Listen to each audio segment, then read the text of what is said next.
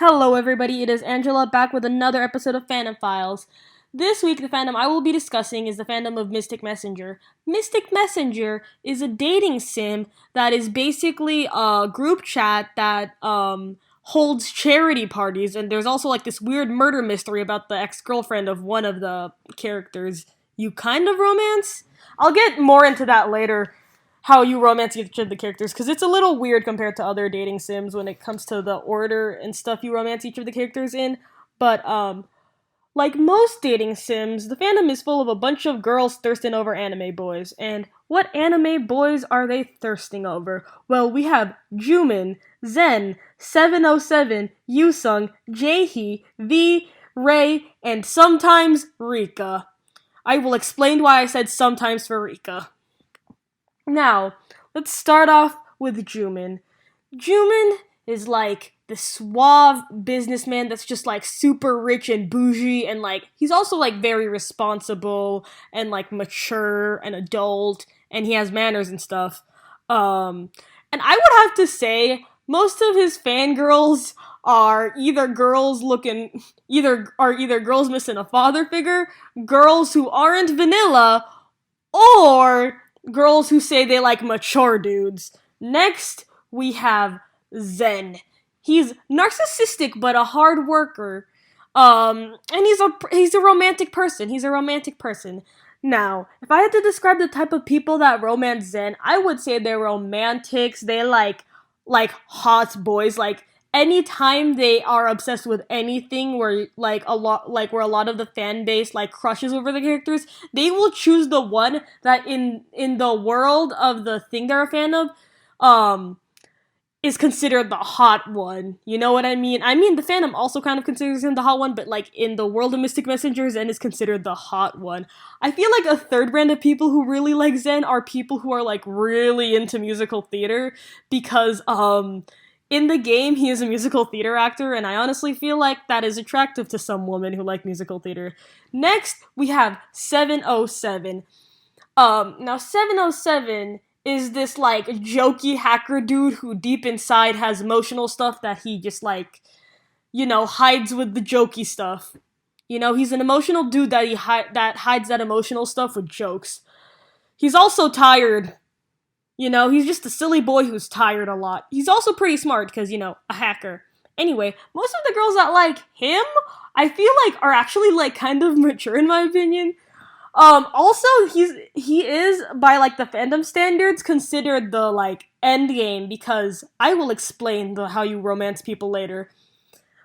There is like an explanation I feel like I have to put to the end, but he's considered the end game by most of the fandom, so a lot of people who are fans of him are like pretty tame and like thirsting for him. But like people who like Seven are also very jokey. Like they make a lot of dark jokes. Next we have Yusung. Yusung is this young boy obsessed with video games. I mean, yeah, he's this young boy obsessed with video games that is just really depressed about his cousin dying. And he uses his hobbies to drown out life. Yeah, to drown out life and how depressing it is. Most people who like him are like pretty childish in my opinion. I feel like they also like people who are clingy. They like people who romance Yusung tend to like people who are clingy. And I feel, yeah. Next up, we have Jaehee. Jaehee is this responsible woman who's actually just kind of tired of like Jimin's things, because she's Jimin's assistant basically, and she's like very responsible, very hardworking, but she's also pretty tired of just Jimin's like baggage, and she just wants to like chill because she thinks everyone in the group chat is a little too chaotic. But we love her. And the funny thing about her route is that she friend zones you in her route, which is depressing. Next up, we have V. V is this quiet guy who doesn't reveal much about himself. Oh yeah, most of the people who thirst over Jaehee are, first of all, pretty sad because they get friend zoned. Second of all, they're usually like raging lesbians. Third of all,